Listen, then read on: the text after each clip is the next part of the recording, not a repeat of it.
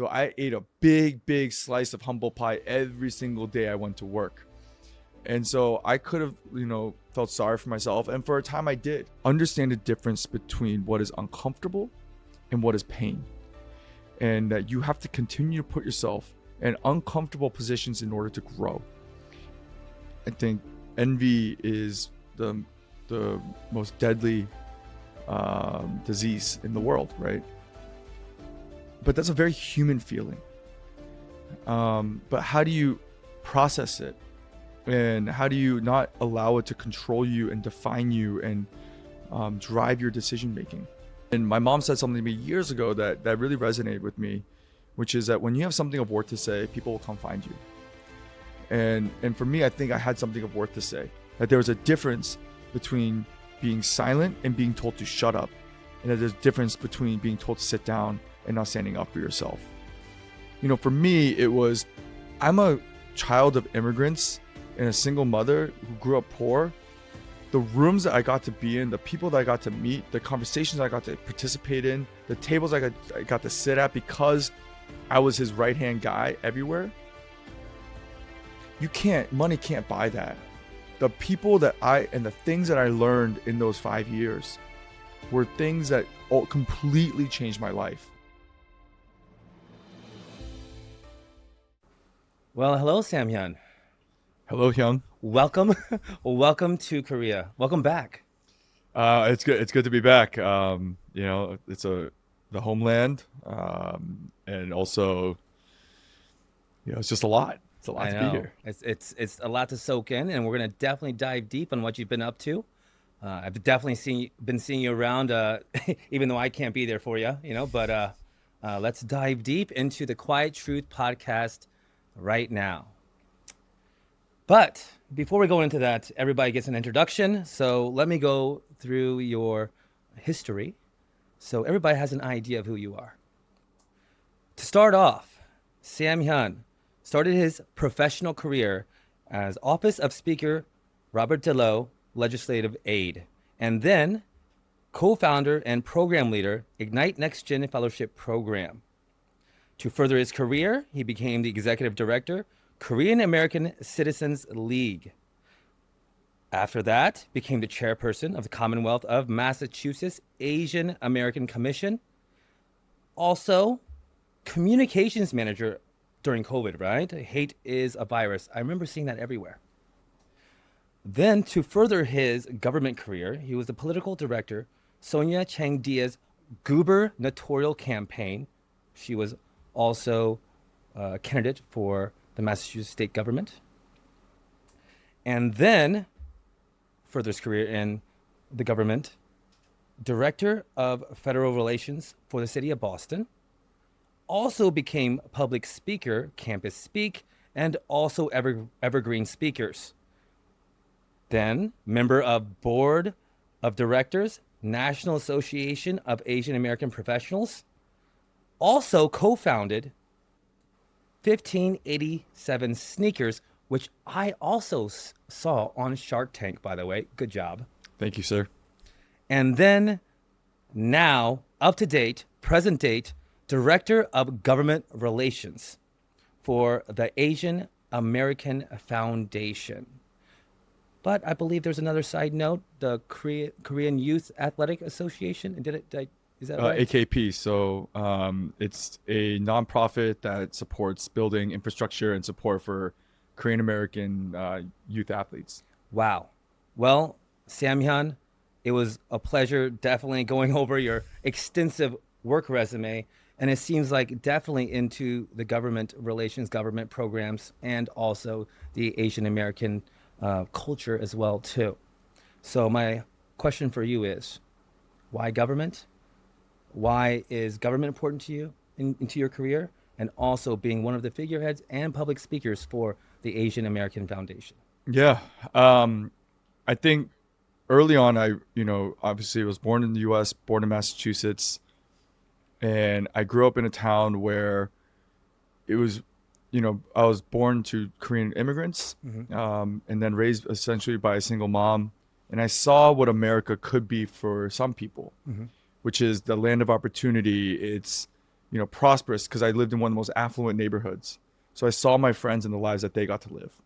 But my reality was very different. My reality is one filled with struggle, not knowing if we're going to make rent, not knowing if my mom, like, will she be able to put food on the table? And so because of that, I realized that, America, as much as it talks about equality, doesn't always live up to the promise that it said it would for everybody. So how do you change that? Well, you can't just bitch about it. I'm going to go do something about it. Correct. So I decided that I wanted to understand how to influence and change society and systems. So that's why government is a nexus of that power. It all centralizes from. And so instead of just complaining about it, I decided to go do something about it. And so that's why I started my career in politics. Got you. It's really fascinating to hear that, coming from an immigrant background, you said your mom, then you had a perspective of said struggle, right? You were in one of the most affluent neighborhoods. And growing up as a kid, you said your mom couldn't make rent, always struggling. If maybe there's food on the table, that paradigm, that the black and white, the spectrum of having nothing to seeing something. How did that shape you growing up as a Korean American immigrant from an immigrant family? Yeah, I mean, I think being Korean American was really important to this, right? Like, and it actually gave a lot. Like, the Korean culture actually really helps you navigate power. And so understanding, like, having Noonchi, right, and I think just like understanding hierarchy, because whether we want to acknowledge it or not, it exists. So how do you navigate it, right? If you can't change something that you don't understand. And so for me, I think being raised by my like being Korean American allowed me to navigate spaces so I could either be, and this is why my first boss really liked me, was I could go to a 6 a.m. labor breakfast with a bunch of union guys, that lunch pail, blue collar, and I could hang with those guys at 6 a.m. At 9 p.m., 11 p.m. I could be at a dive bar with them shooting the shit, right? Yeah. But I could also go to red carpet, know how to conduct myself, know how to carry myself, sit at the VIP table with people that are extreme powers of position, like high powers of position, and know how to actually articulate myself and carry myself, right? So I think because I was both like poor and also around wealth, I understood how to code switch really easily. But while still, like, I think as I grew, like, figure out who I am, what my voice is, what my value proposition is, and not losing who I am and what I'm there to do. Who was your first boss? Who gave you that opportunity? Yeah, Speaker Bob DeLeo. So the way that whole story came about too was I wanted to get involved in politics. My mom was like, you should get an internship at the State House. And I had two people that I could have gone to work for. Yeah. Both I'm represented by. One, I don't live in her district, but KCON. I chose to try to work for KCON because she had been trying to make a train station handicap accessible for 15 years. Now, it wasn't successful. The legislation kept dying in session. But the fact that she went after year, advocating for people who didn't have a voice, I had a lot of profound respect for that. Now, this is the thing about, life is such an interesting juxtaposition between, like, creating opportunity, but luck and timing. So the second day of my internship, she just so happened to be having a meeting with the speaker, and the speaker just so happened to have brought his intern into that meeting. Okay. So she goes, well, I want to bring my intern. I was one of 4 interns, but I was the only one in the office at that time early. So I was the one that got called into the office. Now, as I'm in there, I walk in. This is where Noonchi, right, is really and just like understanding where you are and having done the homework. I already did my homework. I understood who this guy was. I walked in and I saw a baseball on his desk and a baseball bat sitting by his chair. No one has a baseball on your desk and a baseball bat behind your chair if you don't give a shit about baseball. Correct. So as soon as I sit down on the couch, he leans over, he goes, what's your deal? And I was like, oh, I'm a college baseball player. Eyes lit up like a Christmas tree. And we started talking about baseball for 45 minutes. And then he looks up, he goes, oh shit, this is a real meeting with the, like we had we had a full agenda. But after that, I just kept going up to him, be like, Mr. Speaker, I don't want to take up too much of your time, just saying hello. Sam Hyun, shook his hand, and 꺼졌어, right? And for non-Korean speakers, this means, fucked off. Yeah. And so I just kept doing that. Eventually he started inviting me to places. And then at the end, every time I came back from college, he would say, hey, like, let's catch up. And the last meeting I had with him before I graduated, I said, Mr. Speaker, I would love to have a job and I would love to work for you, specifically you, and here's why. I got it. So what I got from that is being Korean American, and you had you definitely know how you came from struggle, and then utilized Noonchi because it is Korean word, it is a Korean American word, right? And that opened the door for you to get the plug in, and then you weren't afraid to execute when you had the opportunity when he was looking for somebody, and instead of actually having him approach you, you approached him. Yeah. So I think that should resonate to a lot of people listening right now and a lot of the youth who want something in their life. Yeah. It's not just about the passion. It's not just about the requirements. It's about how you vocalize your passion and when you can execute, right? Mm-hmm. Awesome. So to further elaborate on that is Noonchi's also, I believe, escalate your career. What's another Korean American kind of trait that really got you going into your career into government relations? Resiliency. I mean, even even with that job, I was willing to do things that other people just wouldn't be willing to do. Mm-hmm. Right. I was being paid 40. By the time I left, I was being $42,000 a year Mm-hmm. after 5 years. Mm-hmm. Now people will be like, why would you do that? Why would you not, advocate for yourself to get paid more money? Government, like you don't go work in government to be rich. No matter as much as there are people that do that, we can go into this later, but like, Yeah. for me, it was, I'm a child of immigrants and a single mother who grew up poor. The rooms that I got to be in, the people that I got to meet, the conversations I got to participate in, the tables I got to sit at because I was his right-hand guy everywhere. Money can't buy that. Absolutely. The people and the things that I learned in those 5 years were things that completely changed my life. Mm-hmm. And so I ate shit for a long time. Mm-hmm. I would wake up, and then after that, like if, I developed relationships with people like Michelle Wu, and Michelle would be like, hey, there's a 6:30 meeting at this law firm. It's a bunch of Asian American leaders, like be there. And like, instead of, I would still party, but I would make sure I got up and I was at that 6:30 meeting, right? On a Friday morning, Mm-hmm. after going out with my boys on a Thursday night. Right. But I'd be there awake, paying attention. Mm-hmm. And so I think for me, it was like that resiliency of like, no matter how many times you get knocked down, no matter how many times the world tells you that you can't do it, is that persistency and like, that will, that, I think that hun that we have is like, I'm going to survive. I'm going to like dig deep, and that's really important. Oh, absolutely, 100%. You hit the nail on resilience. I think that's something that every person should have an attribute of into their life, or also, manicure, also learn resilience. But you have to learn resilience either through observation or through your own experience of failing. Now, let's dive a little bit deeper into the word resilience and what it means to you, because evidently you have it. But did you learn it from your mom? Did you learn it from other immigrants? Did you learn it from the blue-collar people who woke up every day doing the job they didn't want to do? So where did it come from? I learned it from everybody, right? I think, one of the biggest mistakes that people make is like, I can only learn from somebody who I perceive to be doing better than me. Mm-hmm. That's not true. Like for me, I tap in with even like, Gen Z, I tap in Gen Alpha. I ask them questions because I want to know and understand their perspective. And so for me, I learned resiliency from everybody, even guys, right after college. So I was supposed to go work for the speaker. He actually offered me a job. Some situation happened where he was no longer able to offer me a job. So instead went and worked for my friend's mom's restaurant, selling chicken and food to the same people that I grew up with. And I bragged to that I got this big fancy job.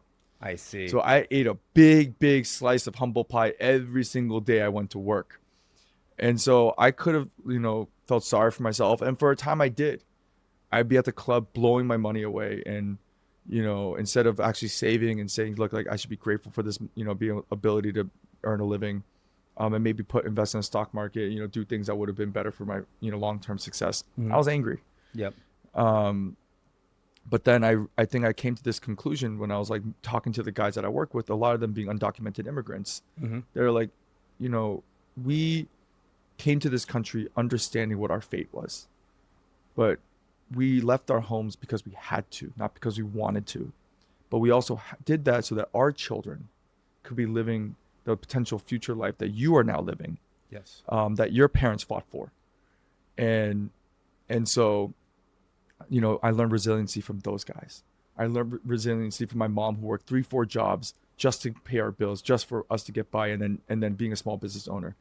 I learned resiliency from reading history and Asian American, you know, figures. I learned resiliency from my own struggles and failures.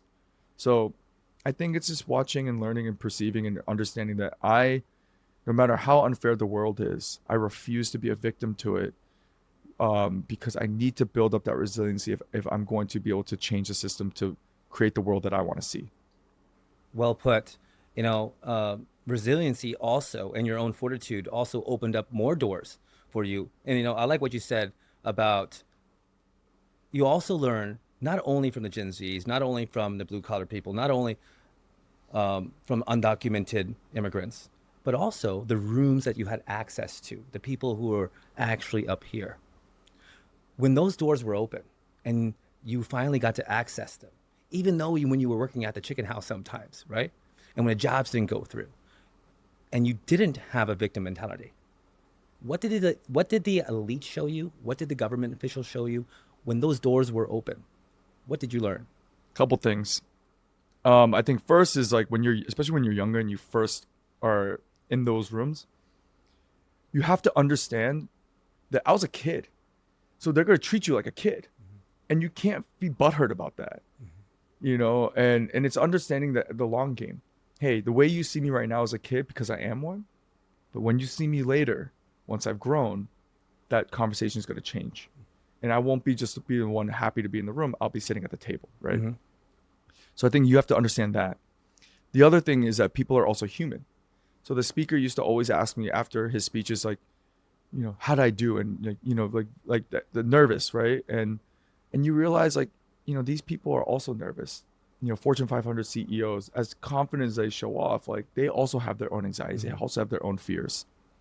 So that people are, but then the most important thing though is resiliency and attention to detail, and, like, you know, having a grand vision, but being able to execute on the small things. The way that they carry them, the way they spend their time, the efficiency of which they operate in, and that they are always on. And so it's funny because I hear people talk all the time on work-life balance, etc. And, like, you know, everybody has the things that they want to do. But if you want to achieve something great, there are sacrifices you have to make. I am sorry. Like, too bad. Otherwise, like, you're never going to get there. And so you can't, like, say, well, I want to be great, but I also only want to work from 9 to 5. Not possible. Totally agree with And you. and that's something I learned from those guys, is like, people like, why are you doing XYZ all the time? Like, how you run a company while you're also working a full-time job?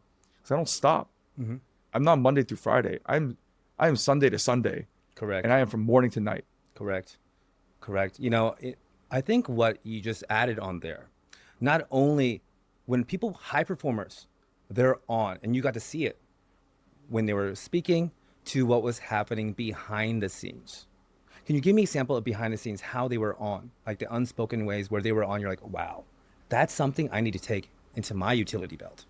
Like, was there anything? Yeah, the highest performers ask way more questions than they do talking, and it's for, I think, a couple reasons. One, they understand the words that they say carries its weight in gold. So the people want to be able to say, oh, I heard so and so say this. I know this so and so thinks this. That is social capital. So they understand that whatever they say is used, you know, for whatever purposes that other person repurposes as, right? That's one. Asking a lot of questions it's data download. The more data that they're able to download, the more that they're able to make more informed decisions. And so there was actually a CMO that I just met in Korea, at Renault, and unbelievable. One thing that he does is that he told his employees when he took over, I have an open door policy, and I expect to see you come into my office at least once a week, right? And the other thing is, once a week you will tell me no. And to Koreans, that's like, what do you mean I have to tell my boss no? Wow. That is like, I would, like, is this a setup? Correct. Right? Yeah. But the way he thought about it was, One, I had to show them a vulnerable side and earn that trust with them in order for them to maximize their potential. But also, like, they need to tell me the truth. And if they're not saying no to me, they're not telling me the truth.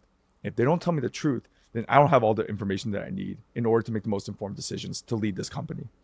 Wow, that's a very, very well said example. A very high level example that, a lot of people don't get the opportunity to actually hear. So definitely thank you for that. Now, with that said, another thing that I heard was your drive and consistency of competitiveness, right? Where did you learn that? And where did you learn the delayed gratification as well, too?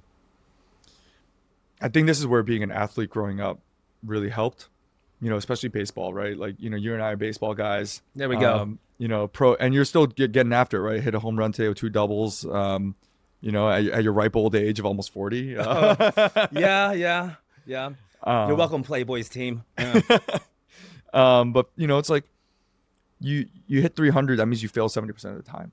And so I think reframing what failure is, right? Failure is not a negative connotation, but rather is an opportunity to learn and grow and adjust. And so, even for me, like growing up, the amount of people that told me, oh, you're never going to play baseball. And like, I didn't have the career that I wanted. Mm-hmm. You go look at my college baseball numbers, they're pretty bad. Mm-hmm. But I still made it, and I played college baseball in an era when guys like me and you weren't given opportunities to do so. Correct. And so the context is important, right? Mm-hmm. Yeah. And I did what I said I was going to do, Mm-hmm. right? Which I told myself, and I set a goal for myself that I'm going to play college baseball. Exactly. So I think it's just, a lot of those things that are important to, continue to build upon. And then, it's those incremental steps of, hey, I'm going to chama because I know that the end is going to be worth it. And so this is my analogy for this is this. When you're living life, there are times when you look like it's a dark tunnel and you can't see in what direction, but you keep putting one foot in front of the other. Eventually, you're going to start to see a very, very small light at the end of the tunnel. And if you keep going forward and keep going forward, right, no matter all the bullshit that's in front of you, no matter how many times you fall and you trip and you hurt yourself, that light gets bigger and bigger and bigger. And eventually it becomes an open passageway for you to go to the next part of your journey. And so the way I've lived my life is I'm just going to keep going forward. I'm going to keep on moving, pushing past all the difficulties. And while I do that and I go to things that make me uncomfortable, opportunities I didn't know existed are going to open themselves up. And I'm going to go through those doors and then have new experiences, new challenges, and grow in different ways that I didn't know I could. And so then you realize, damn, I'm really more capable than I thought I was. So now for that aspect, failure, right? Failure opened doors for both you and I. And what do you want to say to the youth? Because now, I just heard like you're part of the Korean American youth programs as well. What values would you want to instill in those kids that what we learned? Yeah, I mean, I'm actually wearing socks right now from Camp Naru. Yeah, you can put your foot up there. Yeah. No, for Korean American youth that Charles and Jean Kim started from the YS Kim Foundation. So shout out to them. But one of the things I told the kids while I was talking to them, is you have to understand the difference between what is uncomfortable and what is pain. And that you have to continue to put yourself in uncomfortable positions in order to grow. But what worries me about this generation is that we have babied them and told them that being uncomfortable is bad. And they have this unwillingness, I think, to want to do that. But it's not just their fault. I think oftentimes we point at them and say, it's our fault as a generation before that tried to shield them. Yeah. We're not doing them any favors by doing that. Correct.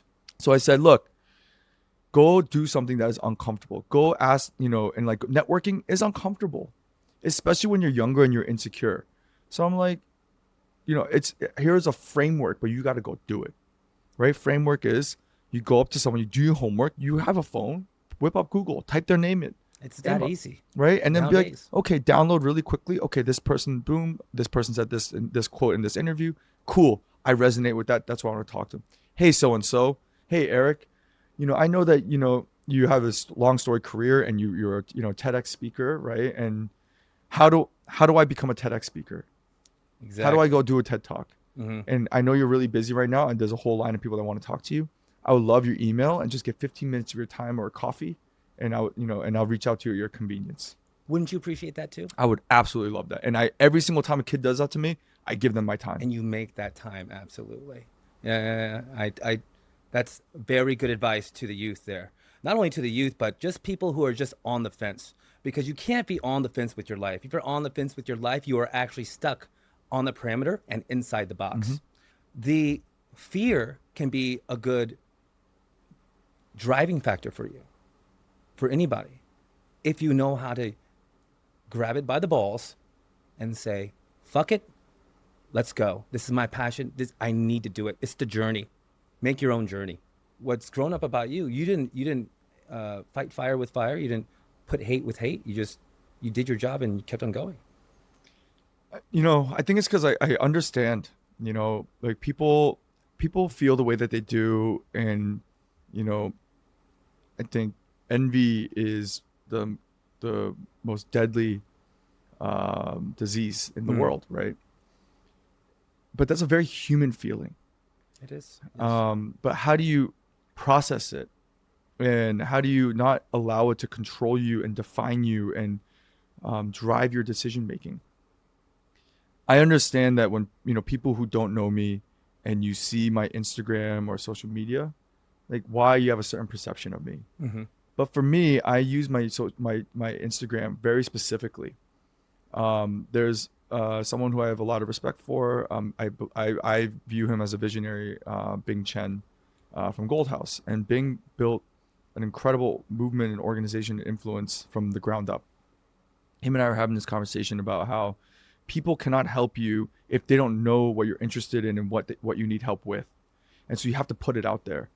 And so for me, I use my Instagram as these are the things that I'm interested in. These are the people that, that I know. And it's just kind of showcasing my resources and I kind of articulate my ideas through that. Knowing that there are going to be people that are going to misunderstand or misinterpret what I'm doing. But every single decision and action that I take is thought out and intentional. Doesn't mean that I don't make mistakes. Doesn't mean that I don't need to, grow and make adjustments. Yep. But for me, most of the opportunities that came my way was because I put it out there and I fought for it, and I wasn't afraid to take it.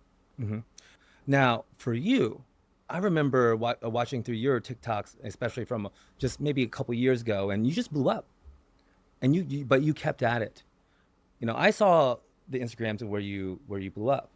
What kept you going? Like, I'm sure you just didn't go from 0 to, 45,000, views. But yeah, like for TikTok was a time when it was COVID and everybody was inside, and that was the way to reach people.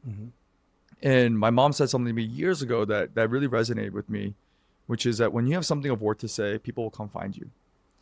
And for me, I think I had something of worth to say, which was advocating for the Asian American community, talking about, and now everyone's still talking about like masculinity and what being a man is. And, but I think mostly advocating for the voiceless. And so I use my platform, making 3 to 5 videos a day and just really trying to go and advocate, and that persistency and doing an hour to 2 hours of TikTok live every single night, building a relationship with my audience.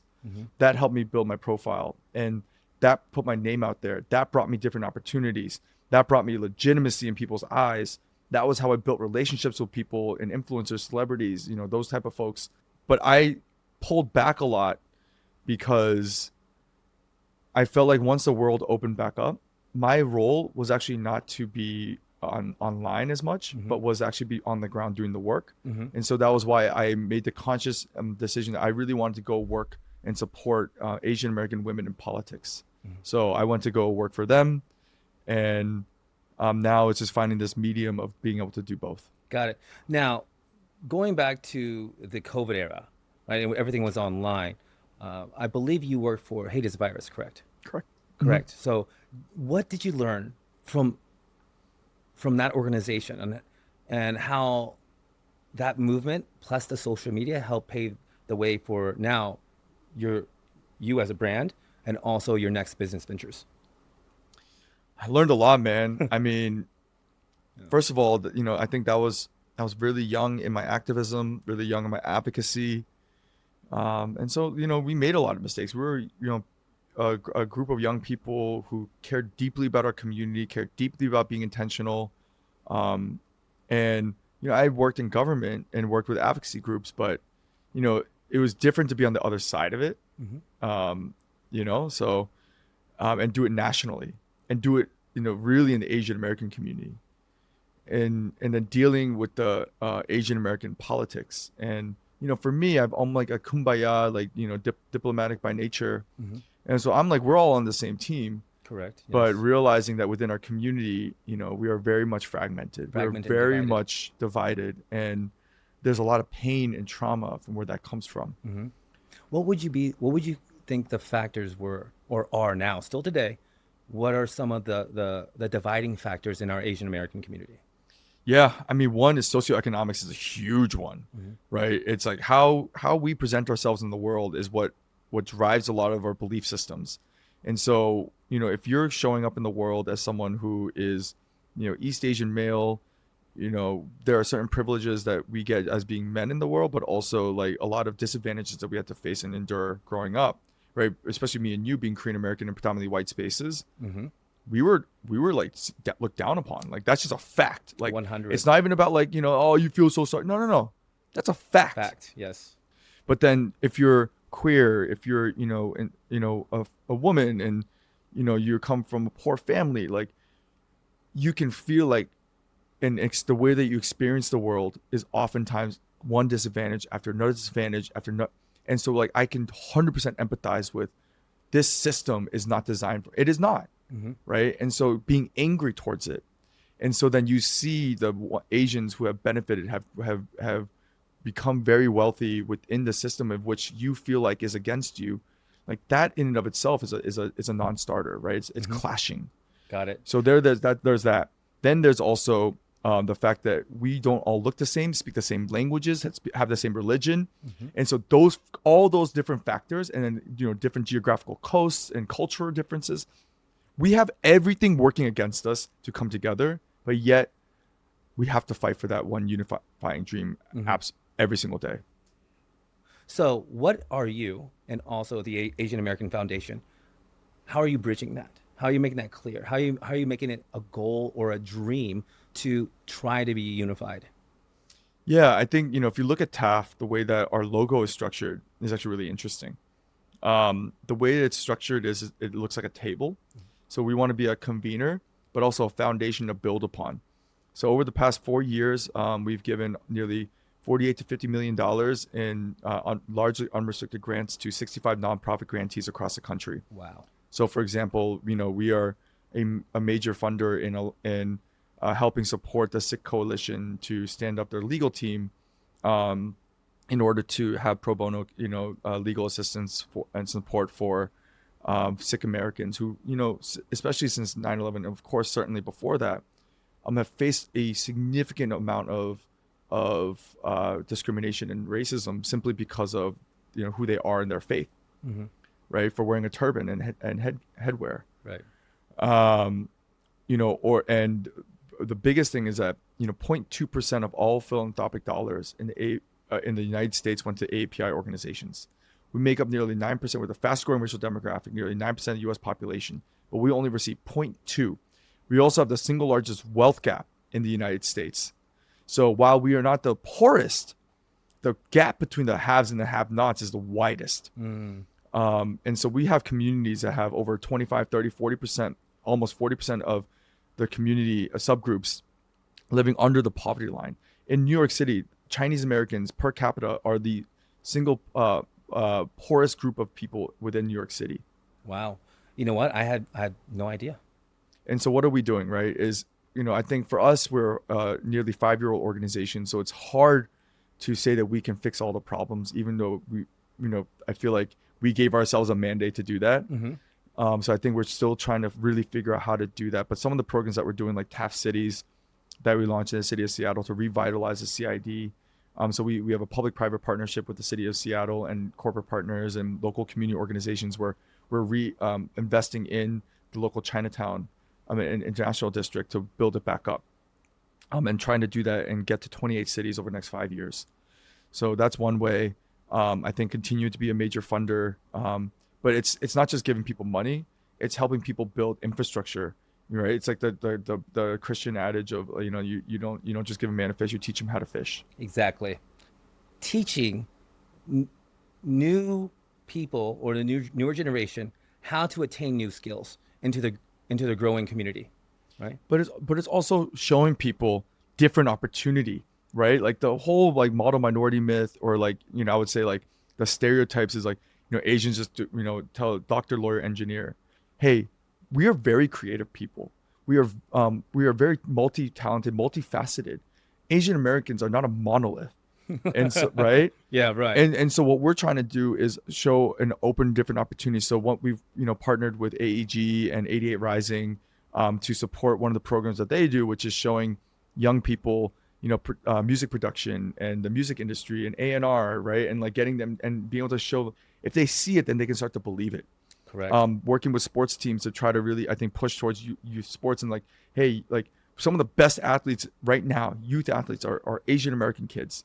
Correct. Right. Some of the best athletes in the world are Asian American kids. Chloe Kim, I mean, literally going to go down as she's amazing, the greatest of all time in snowboarding with Shaun snowboarding. White, right? Her and Shaun White are going to be the GOATs. Jessica Pegula, right? I mean, she's later stage of her career, but was one of the greatest tennis players of all time. Michael Chang, right, at 17. Mm-hmm. Michelle Wee, right? So it's like, I think changing the narrative. So one of the big things we do is narrative change.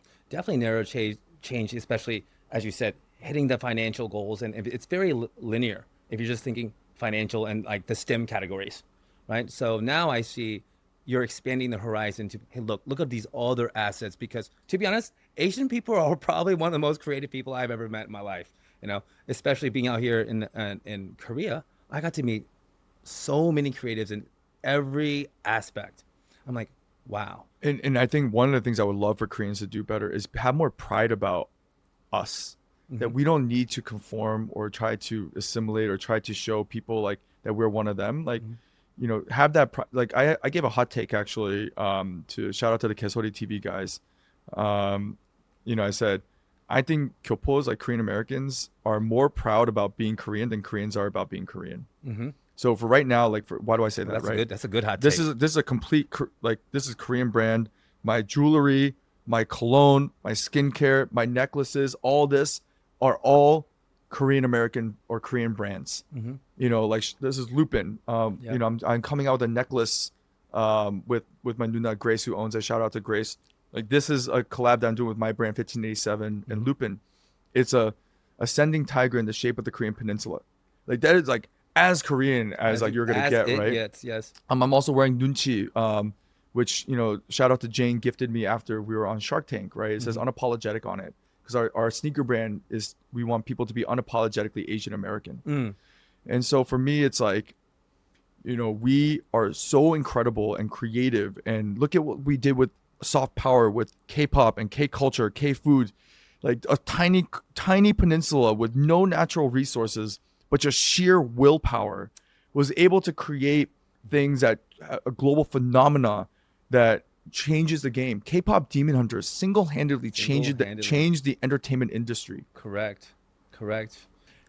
Now, bridging back, you are one of the bridges with culture right now, and also the Asian American community. How is your new brand? It's on the table right now. Yeah. It's pretty wild how we even started. I think a lot of people when we first started, Adam reached out to me, after being named Boss Student of the Year. I said, I want Asian Americans to be unapologetically ourselves. And he had been in the sneaker industry for 20 years, working for Reebok, Koyo, Adidas, started his own brand. Okay. And so in business, it's really important to understand your strengths and weaknesses and understand your lanes and be able to communicate very, very clearly. So he knows how to make a sneaker inside out, has all the relationships with vendors, with factories, with the knowledge of how to work, internally build one, etc. Right? I don't know any of that. What he doesn't have though is public speaking, social media platform, relationships with investors and celebrities and influencers. And so we tapped into a lot of my resources in order to get help for free in the beginning. Same with him, right? And we got opportunities because of relationships that we had built. but we also had a very fundamental agreement on how we're going to build a bridge, how we're going to build the company, and what our leadership was. So he said something that was extremely important to me. He said, whenever he manages a team and the team succeeds, it's because the team did well. They succeeded. They executed. Correct. But if the team fails, it's because he failed as the leader. He was the one who let them down, not them letting him down. And so when I realized that was the kind of leader that he was, like, okay, we're going to do well together. Because you see, he was very accountable for the people he exactly was. Accountable and responsible. Yes. And understanding that leadership is not about you; it's about them. Correct. It's about we, not me. Mm-hmm. So cool. Then we launched the brand. Everyone told us that we were crazy. Why would you make such a niche brand? Only, Asian Americans. This is what they don't understand. We over-index in sneaker purchase as an Asian American community.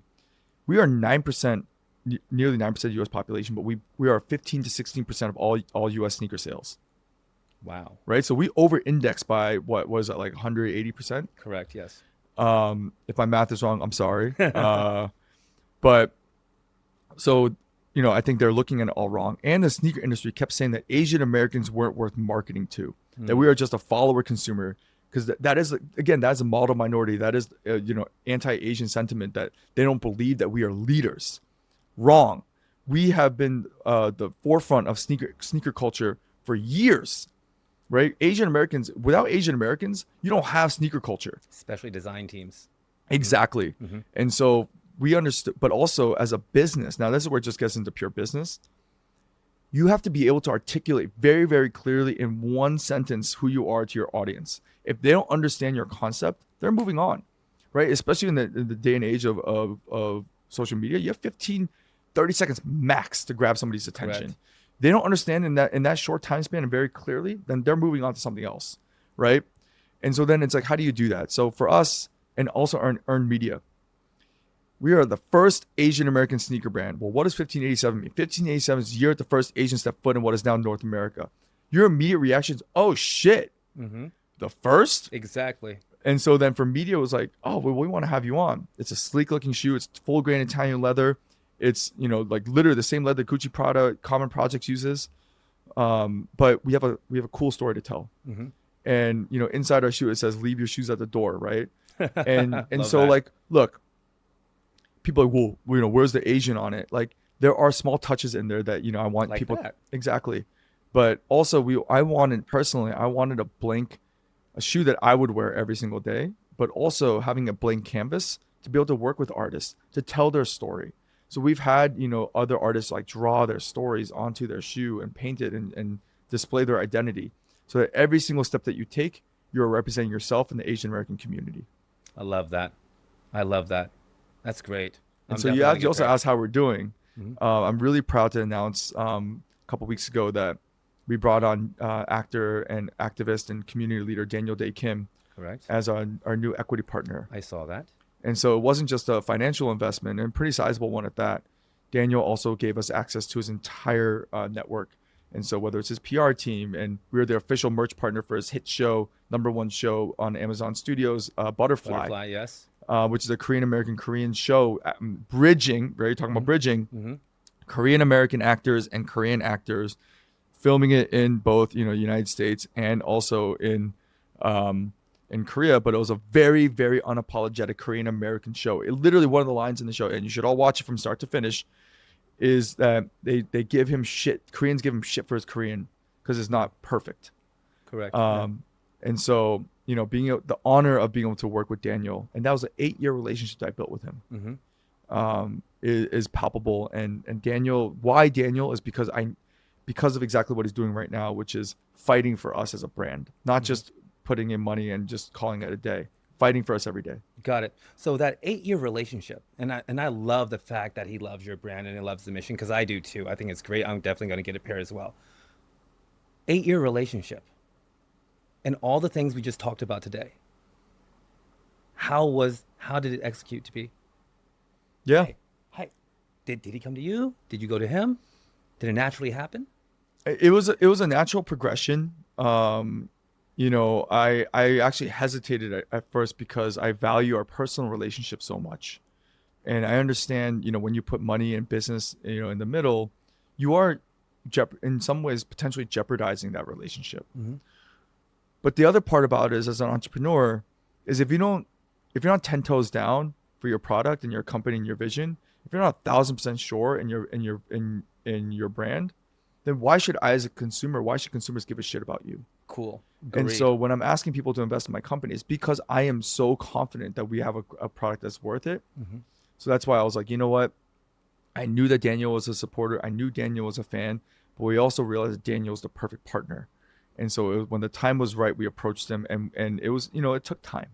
It didn't happen overnight. I had my biggest investor gave us our biggest check after I met with him for less than 10 minutes. Daniel was a much longer process, and he had his finance guy really put us through the ringer, make sure that our books were right, that we were a sound investment. And so for us, we wanted that, because that now we can look them in the eyes and be like, see, we were right, this is a good investment. And now going back to the investor's point, when people said no, how did that affect you and your team? I mean, getting rejected never feels good, right? Like, you're never happy about someone saying no to you. But you also have to understand, it's just because they say no doesn't mean that it is actually a rejection of you. It just means that it wasn't the right fit for them, or we're just not ready for you right now. And so even if they reject you today, doesn't mean they're going to reject you tomorrow. When did you know to reject an investor, and when you knew Daniel was the guy? Yeah. Because during those 8 years, and when you were making it, and after the Shark Tank, I'm sure you got exposed to everybody, not including your whole organization, what you do anyway, right? Not all money's good money. Correct. But I need you to tell us and tell everybody how to differentiate that a little bit, or how to navigate the smoke and mirrors. Yeah.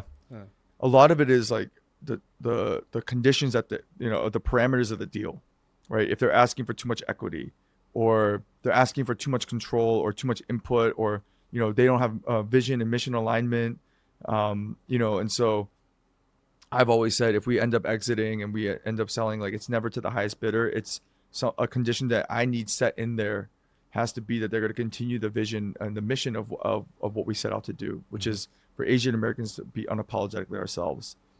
There's no amount of money that can buy no amount of money should be able to buy your integrity. Correct. Right. And so for us, like, if we built a company and a vision and a brand based off of supporting and influencing and our community and celebrating our community, we should never be sellouts. Never. Like, that is like that would be unacceptable in my eyes. I got you, but there's a whole thing called "fuck you" money for a reason, right? Yeah. Do you have that "fuck you" money point? What happens? Let's say CJ comes. Hey, I'm gonna give you $400 million, but they want all the rights, like, But all the rights doesn't necessarily mean right. It's like we put in the writing that they have to do X, Y, Z, right? Yeah. So that's why it's like, but also sometimes in life, saying no is the most important thing to do, right? And knowing when this is not a good deal for you, knowing that that's not enough, that's not reflective of your true value. So I think, when the time comes, like, we'll have to have difficult conversations. Especially when you say no, right? Depending where the investor came from, because I'm sure from you had your investors, your partner had his investors, and of course also the meetings that you had and the launching parties or the opening parties at conferences and festivals, right? Random people would say, "Hey, look, I want to invest," right? So there has to be some internal conflict too. How do you navigate internal conflict when one partner says yes and the other partner says no? Adam and I, and this is why I'm so lucky for him. We're really good communicators, and we try to trust each other. We don't, we know what fights to fight, what to let go. But if one of us gets upset on a call and we hang up and it's not a great feeling, or one would sense the other one's upset, we will pick up the phone and say, "Hey, I'm sorry, my bad," or "I just want to clarify, make sure we're on the same page." Being able to drop your ego and have the humility and the care for the other person to make sure that you guys are on equal footing and have equilibrium is what allowed us to navigate the most toughest times, right? When the times when sales were really poor, the times when we thought that, we realized that the runway that we had was coming short and we needed a cash injection really quick, really soon. Let's go into that. What were some of the toughest moments of your startup and with starting your sneaker brand and elevating your brand into the next level? I mean, bro, the first couple months, our sales numbers were It's horrid. tough, Oh my God. tough, Yeah. Always a couple months in startup. Yes. you know. Uh-huh. And there were a couple times when, to be honest, like we weren't really sure, but every day I'd call Adam, hey, we're gonna get through this. Hey, we got this. Hey, like, just like one foot in front of the other, buddy. Let's, and then the first break came when Katie Fang from MSNBC, who at the time was the only Asian American to have her own show on network television, the Katie Fang show. Katie Fang hit me up and was like, hey, I would love to have you on my show. And, we weren't able to, due to very unforeseen circumstances. Yeah. We're not able to do it the first time around. Mm-hmm. But that disappointment, right? We were so excited to be on MSNBC. There's a game changer for us. Mm-hmm. And then we get a call 2 hours before. I'm so sorry, but like we cannot have you on the show. I've been there before. Yeah. And we said, instead of reacting and being like, this is bullshit, like this is all unprofessional, totally understand. Thank you so much for even considering us for the opportunity. We would love to be to have a chance any other time. Of course, we're gonna have you on. I promise we're gonna do this. And then a couple months later, they're like, hey, we have a slot for you. Can you do it? And that slot was 2 weeks before Christmas. Oh. Ooh. So for a consumer product brand, there is no greater blessing, than Black Friday, right? that time, of the year. Yeah. And so as soon as we were on Katie Fang 2 weeks before Christmas, we did $45,000 in sales within 40 minutes. Oh my God. And that was number one, saved our brand. Uh-huh. 2, we could finally go to investors and be like, look what we could do.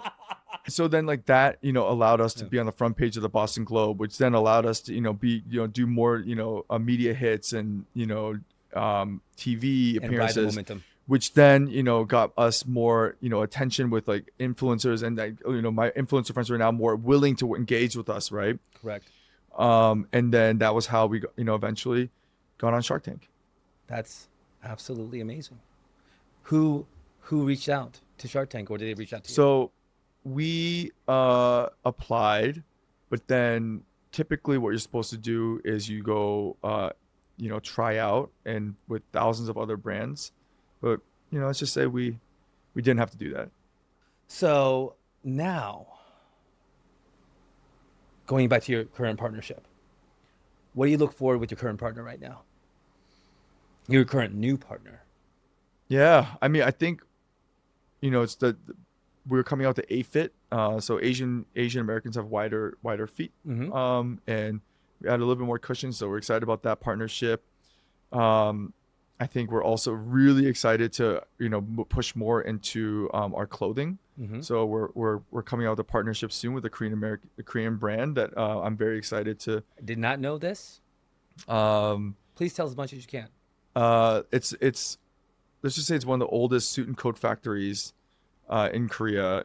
I think I know who it is. And he decided to build his own brand instead of just making it for other people. Good. And because we have a built-in audience in the US, we're going to collaborate and bring some stuff over to the US and start going towards women. I truly believe that women are the future of our brand. Mm-hmm. Asian American women have all been the greatest leaders, been the greatest pioneers, but also, from a logical standpoint, rational, like much better consumers than men. Mm-hmm. And if you look at our brand, even though we're unisex, we definitely, visually cater more towards men. Yep, and so yep. we've been slowly transitioning to, I think really capture the breadth of our community. Mm-hmm. So hoping to do more upscale business casual clothing for women. And then a sneaker that we're dropping soon that is definitely much more female forward. Okay. And is this something Daniel's onboarded too? 100%. That's awesome. So the entirety of the Yeah. brand. Wow. Well, you know what, Sam, I really look forward definitely for your next launches, for your new avenues of your fashion business. And I want you to leave this community and leave this podcast with a couple of advices to everything you learned through your quiet truth. Thank you for sharing it with us today. and through the Asian American Foundation, through your experiences, through what you're doing with your brand, one quote, one bit of advice you want to leave to the community. I think, you know, there's a couple, let me think. There's one that I want to make sure that I get this right because Absolutely. Take your time. I think it's really important to do. Um,